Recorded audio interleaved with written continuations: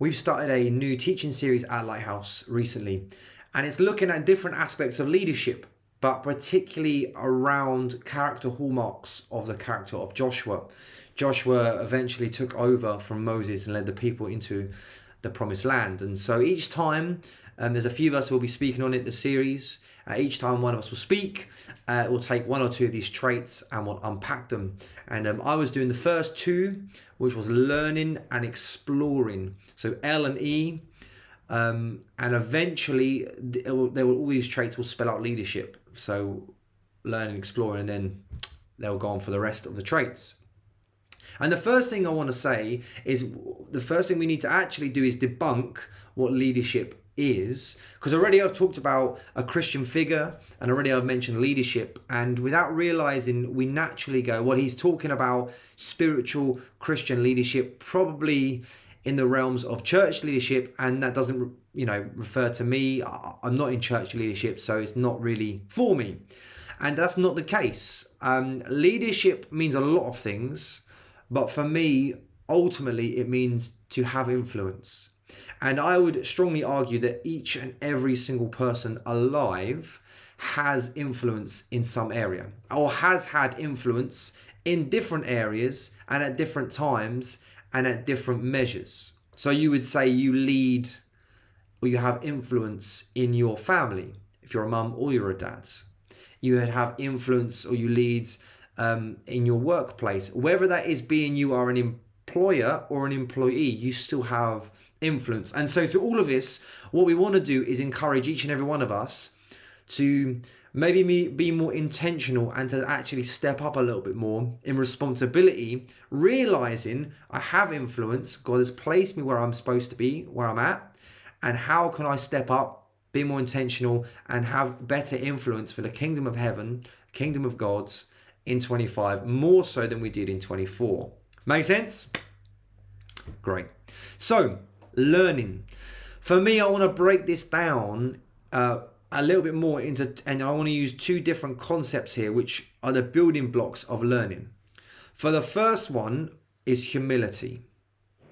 It has to be the foundational blueprint, not only of learning, but I think of everything that we do, is you come at everything in life, particularly in learning, with the heart or the spirit of a learner, with the spirit of a scholar, someone who is just willing to submit and to learn, not coming in as someone who is, I've got all the answers, I know everything, why am I even here? But as someone who is willing just to take it all on board and to learn. That is so key, because ultimately we don't have all the answers. We don't know what's going to happen.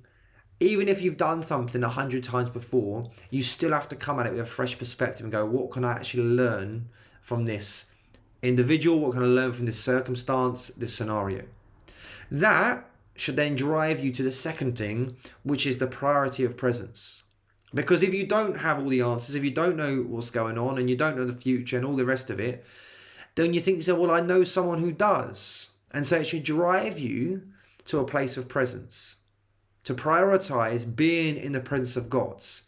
Come at everything from out of that place. That's a very dangerous combination. Humility, prioritizing presence, I would say, are the foundational building blocks of everything, but particularly learning and particularly leadership. The second one that I mentioned briefly then, so we've had leadership, we've had learning, is exploring. There is a lot of similarities. The difference is, I think exploring is a bit more implication based, a bit more practical. It's, well, I've done my learning, it's now time to put my money where my mouth is. It's now time to actually step out and push out. Whether this is Christian leadership, as in church leadership, whether this is in work-based, whether this is in family-based, I'm praying that 25 is a bolder year. A year where actually we're willing to take risks. I'm willing to step out, to push the boundary, to break ground, to push forward, to move it on a bit than where we were in 24, to keep pushing, keep expecting God to show up in places that he hadn't in 24. Keep on kind of championing taking God's and the gospel into new places and new spaces.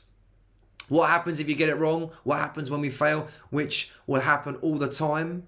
Do you just give up? Oh, it didn't work. I tried it. God said this. I came at it with humility. I came at it from a place of presence, but it failed and it didn't work, so I'm just going to give up. Absolutely not. What you do is you just go back to the first stage, which is learning. Okay, well, I'm going to learn from my mistakes. Okay, that didn't quite work out. Why did that not work out? What can I learn? And let's try it again. Let's keep pushing on. I've been saying to all of our guys that I believe 25 needs to be a year with more boldness. Us taking risks. And I kind of joked with some of them saying, the end is nigh, the end is near, which, you used to hear that in some of the old Christian kind of films or whatever, trying to shock people. But the reality is the end is coming. And there are people who still don't know Jesus Christ. And therefore, I believe we are called to be bolder. So I hope that's helped you. Like I said, it's not just church leaders that will benefit from this. We're hoping it's across the board. Whatever your gifting is, whatever your area of influence is, would you come at everything in the spirit of a student to come and learn? And would you push the boundaries and explore? Even if you get it wrong, try it again. May God bless you, and we'll see you in the next video.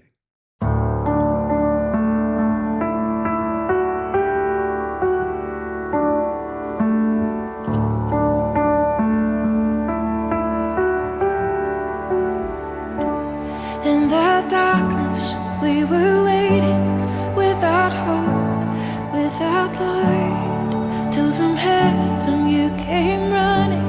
There was mercy in your eyes, to fulfill the law and prophets. To a virgin came the word, from a throne of endless glory, to a cradle in the dirt.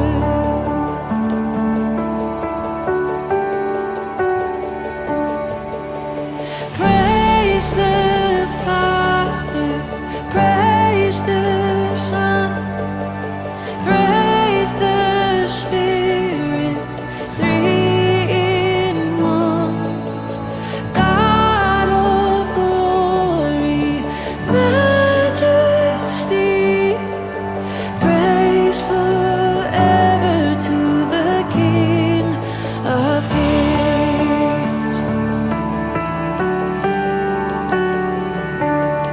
To reveal the kingdom coming, and to reconcile the lost, to redeem the whole creation.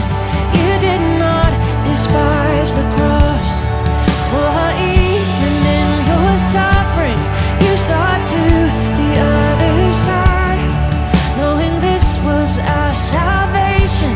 Jesus, for our sake you died.